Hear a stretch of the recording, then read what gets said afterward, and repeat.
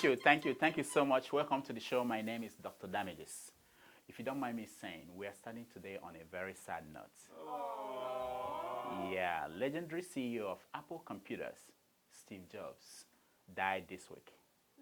Many have called him a genius. He gave us the iPad, the iPhone, the iTunes, the iMac, and the iPad. Apple computer users were full of eye grief. Those who do not use Apple products were asking, who is this iSteve? Before iSteve died, he was working on iHeaven. Now he has passed.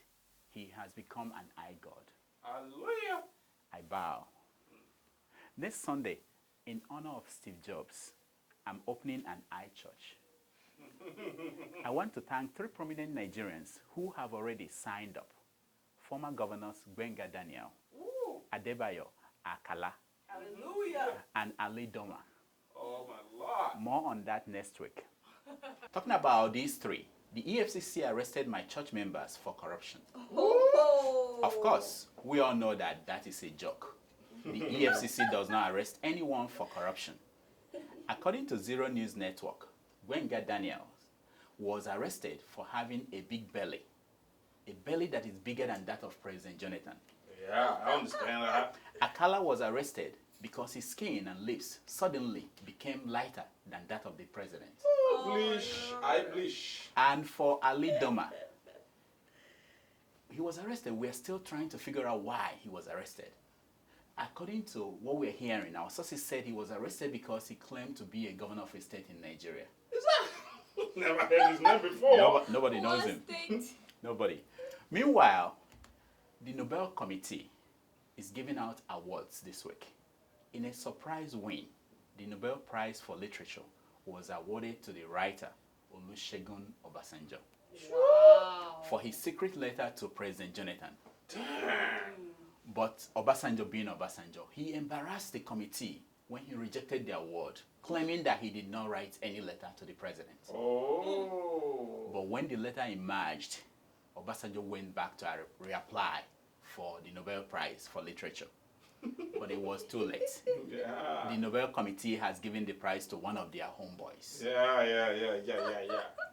Last Saturday was Nigeria's 51st Independence Day. The federal government stayed away from Eagle Square out of fear that bombs might explode. Yes. There was no parade. There were no school children lined up to greet the president and the first lady. But that did not stop the first lady from addressing little children. She told her aides not to let the threat of bombing stop them from bringing children to her in Aso Rock. Parents agreed to send their children, believing that they were safe inside Aso Rock. And then the first lady opened her mouth and bombs flew out. Gosa. Just when you thought that people running Nigeria have run out of ideas, they surprise you. The Minister of Information said that they did not cancel activities at Eagle Square out of fear.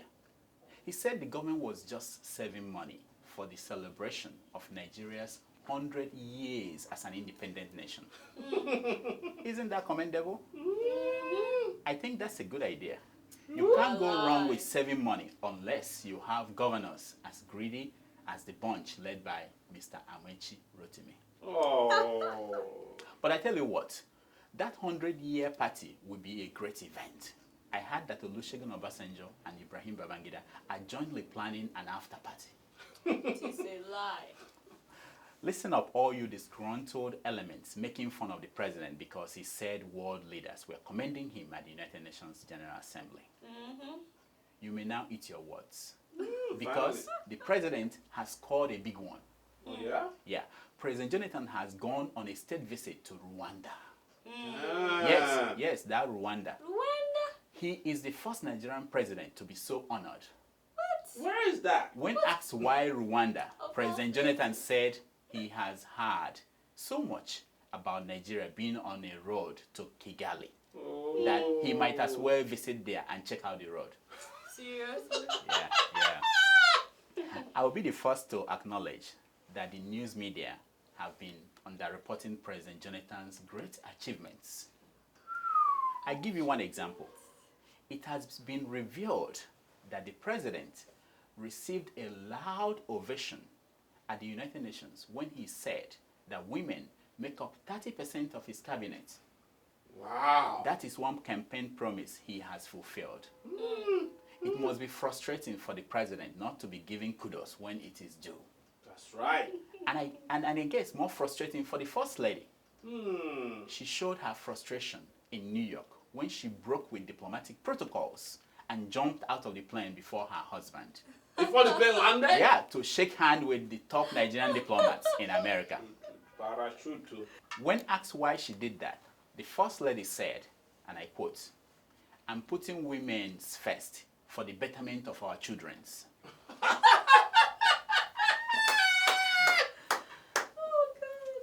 Doctors at the University of Benin Teaching Hospital have performed a successful stem cell transplant.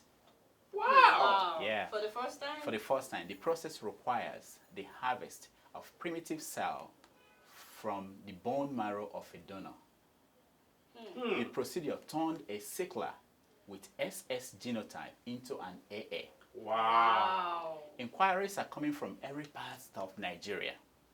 Someone in Sokoto asks if doctors can transplant sand into snow. Someone in Port Harcourt asks if a transplant can turn oil into gold. Oh no. From Abuja came the request asking if the primitive cell of patients can be transplanted into Nigerians. No way. No way, no way. Nigerian government officials have now been banned from traveling abroad for medical treatments. That's good. Yeah. Finally. The National Association of Babalawos held the move. But that move could only mean one thing.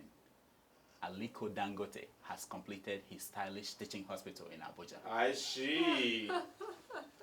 Comrade Elliot Uko, the leader of the Igbo youth movement, recently warned that any day Igbo go militant, Nigeria will cease to exist.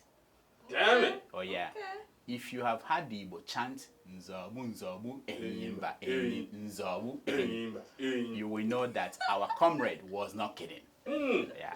GCK. Never mind that in the same interview, he pleaded with Jonathan to please wipe away Igbo tears. Oh. Apparently, the last president given that title, Ogugwa Ndibo, President Ibrahim Babangida, has run out of handkerchiefs. In a related story, the dreaded Boko Haram has given their condition for peace. They said they want Sharia law to be implemented in 100% of the country. What? They considered that the remaining 30% can continue to live under Murphy's law. I'm confused. How Yeah. can there be 100% and another 30%? Former President Olusegun Obasanjo and former Justice Chukwudi Oputa battled each other in a dance competition on Charlie Boy's show. Seriously? Oh yeah. The two retired men were given beautiful women to dance with. After the show, the producers could not find the woman Obasanjo danced with. When asked where the woman was, Obasanjo said he had misplaced her. Uh-oh. Oh. Of course, Obasanjo and Oputa are two different old men. One retired every part of his body, including those with bones and those without bones. The other one is Obasanjo. Nigeria's most shy blogger, Linda Ikeji, just revealed in an online blog that she was circumcised. Who Seriously? did that? In the post, she complained that she hasn't been with a man in a long time Too much information. and cannot remember how it feels. Damn! Then she said, "I want a man before December." Do you have a number? Since Vanguard newspaper published the breaking news, men who fled Lagos after Governor Fashola passed anti-men laws quickly returned. Wow. Reading through comments on Vanguard's website, 30% of readers said Linda gave out too much information. Of course. 20% were leaving their phone numbers for her. Oh. The rest were begging her to publish the picture of her kiniko. The wife of a Ekiti State governor has urged Nigerian women to submit unwanted babies to orphanages. Wow. No questions asked, no paperwork. Just like that? Yeah, well, she wasn't prepared for the first submission she got. Mm. Okay. You've heard the story of the Nigerian woman who died twice. What? The first time she died, her son buried her in Nigeria. Then she resurfaced in Benin Republic. Wow. Whoa. There she died again. When contacted to come to Benin and pick the body of his mother, the son said no. He asked those calling him to give the body to the wife of Ekiti State governor. That's the real orphan, man. That's our show for today. Until next week, thank you and all the best. Dog talk, dog talk, dog talk, dog talk. Woo! Okay.